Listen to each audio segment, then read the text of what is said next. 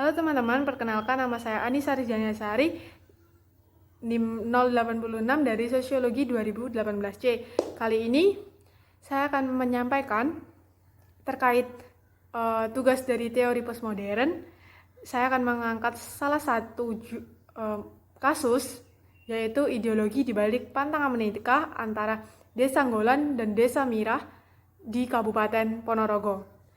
Menikah bukanlah hal yang bisa diputuskan secara langsung. Setiap orang saat melakukan pernikahan biasanya harus membutuhkan waktu dalam memutuskan pernikahannya. Dalam pernikahan tidak hanya proses menggabungkan antara kedua orang yang menjalin hubungan asmara, namun juga menggabungkan keluarga masing-masing. Seperti pernikahan di penjuru dunia, pasti mempertimbangkan beberapa hal sebelum proses pernikahan tersebut terlaksana, mulai dari pemantapan keputusan nikah oleh pasangan, kecocokan antara keluarga masing-masing, perencanaan dalam melangsungkan proses pernikahan, hingga mempertimbangkan adat maupun tradisi. Tradisi merupakan bagian kebudayaan yang dihayati oleh setiap suku bangsa sesuai dengan kondisi latar belakang sejarah suku bangsa tersebut. Terlebih lagi dalam masyarakat pedesaan di pelosok tanah air Indonesia ini, masyarakat desa masih mengimplementasikan nilai-nilai adat maupun tradisi. Mereka berpikir jika tidak mengimplementasikan nilai-nilai adat maupun tradisi yang ada di kelompok masyarakatnya yang telah diturunkan secara temurun akan mendapatkan sanksi sosial. Bahkan malapetaka. Malapetaka ini dianggap merupakan bentuk hukum alam atas tindakan mengesampingkan adat atau tradisi lokal yang sudah dianut kelompok masyarakat yang ada di daerahnya. Masyarakat Jawa di Indonesia terkenal masih kental dengan budaya dan adat budayanya, hingga mitos-mitos nenek moyang masih dipercaya dan dipegang hingga saat ini. Mitos sendiri adalah sebuah sistem komunikasi sebab ia membawakan pesan. Lebih jauhnya lagi, mitos tidak ditentukan oleh objek atau materi pesan yang disampaikan. Namun, cara mitos tersebut disampaikan. Seperti halnya mitos tradisi pernikahan yang cukup kental di masyarakat Jawa. Tidak hanya mitos terkait ritual pernikahan, namun juga ada mitos pantangan nikah antara dua daerah tertentu yang masih dipegang karena masyarakat meyakini akan membawa malapetaka jika mitos tersebut dilanggar.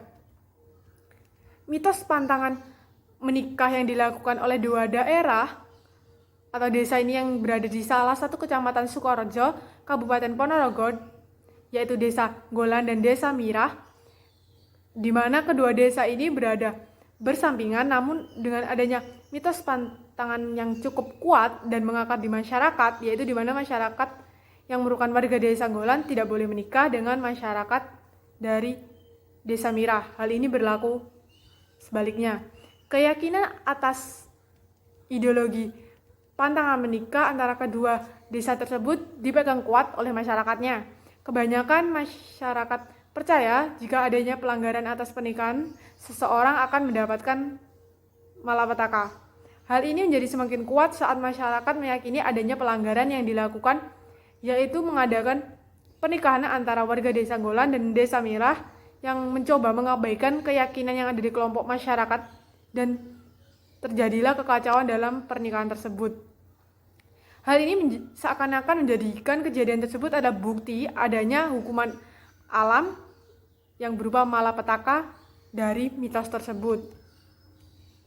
Masyarakat Nggolan dan masyarakat Mirah melanggengkan pantangan menikah antara kedua desa merupakan bentuk dari perintah dari Ki Hanggalono. Ki Hanggalono di mana keberadaannya menurut cerita merupakan tokoh penting dari sejarah sebelumnya yang ada di desa tersebut, di mana ada perang dingin antara kedua tokoh pemimpin kedua daerah tersebut, sehingga salah satu dari tokoh Ki Hanggalono menyebutkan bahwa kedua masyarakat dari daerah tersebut tidak boleh melangsungkan pernikahan, dan mitos itu disampaikan secara turun-temurun kepada masyarakat yang tinggal di daerah tersebut atau penduduk asli daerah tersebut. Produksi wacana terkait bagaimana terbentuknya bangunan wacana selalu berkaitan dengan realita. Perspektif seseorang tentang suatu objek dibentuk dengan dibatasi oleh praktek diskursif. Pada proses ini, pandangan dibatasi dengan mendefinisikan sesuatu bahwa ini benar dan yang lainnya salah. Wacana akan membentuk dan mengonstruksi peristiwa tertentu ke narasi, sehingga sebuah pengetahuan yang kemudian dapat dikenali dalam kebudayaan tertentu. Dalam konsep Foucault, persoalan utama wacana adalah siapa yang memproduksi wacana dan efek apa yang muncul dari produksi wacana tersebut. Wacana di dalam prosesnya memungkinkan terjadinya marginalisasi sehingga mendorong dominasi terhadap wacana tertentu yang kemudian akan merujuk pada praktek ideologi seperti ideologi pantangan nikah tadi dari kedua desa. Seperti pada kasus penelitian melalui teori perspektif wacana, bagaimana wacana tersebut mampu mengkonstruksi di masyarakat seperti pantangan menikah yang ada di antara kedua desa, yaitu Desa Golan dan Desa Merah di Kabupaten Ponorogo. Walaupun tidak memunculkan konflik, namun dari berbagai pantangan tersebut mampu menciptakan suatu proses batasan dalam hubungan sosial antara penduduk Desa Golan dan Desa Merah. Proses penyerapan pengetahuan akan pantangan nikah sudah ditanamkan sejak kecil dalam lingkungan keluarga. Setelah itu penanamannya akan berlanjut saat individu beranjak dewasa dan memasuki kehidupan masyarakat. Sehingga dari hal tersebut diproses objektivasi penguatan sebuah realitas objektif dalam masyarakat, yaitu tentang pantangan nikah, di mana masih menjadi suatu kepercayaan yang dipegang dan telah menjadi pengetahuan bersama oleh masyarakat Desa Golan dan Desa Merah. Sekian penyampaian dari saya terkait ideologi di balik pantangan nikah antara Desa Golan dan Desa Merah melalui perspektif analisis wacana dari tokoh Foucault.